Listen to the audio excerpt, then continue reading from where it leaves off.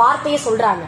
மறுமை நாளில நம்மளுடைய தாய், நம்மளுடைய தந்தை, நம்மளுடைய உடன்பிறப்பு, நம்மளுடைய தோழர்கள், நம்மளுடைய செல்வம், நம்மளுடைய ஆட்சி அதிகாரம் எல்லாம் பலனளிக்காத அந்த மறுமை நாளில்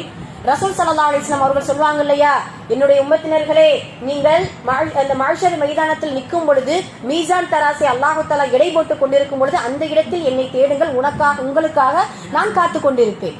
எனது சமூகத்தினரே, எனது உம்மத்தினர்களே, நீங்கள் மறுமையில் தாகத்தால் தவித்துக் கொண்டிருக்கும் பொழுது ஹவுலுல் கௌசரில் என்னை தேடுங்கள், உங்களுக்காக நான் நீர் புகட்டுவதற்காக நான் காத்துக் கொண்டிருப்பேன். எனது உம்மத்தினரே, நீங்கள் சிராத் பாலத்தை கடக்கும் பொழுது சல்லீன் சல்லீன் என்று சொல்லும் பொழுது என்னை நீங்கள் தேடுங்கள், உங்களுக்காக நான் என்ன செய்வேன், பாதுகாப்பாக ஷஃபாஅத்தாக உங்களுக்காக நான் காத்துக் கொண்டிருப்பேன் என்று சொல்ல ரசூல் ஸல்லல்லாஹு அலைஹி வஸல்லம் அவர்கள் குர்ஆனை கொண்டு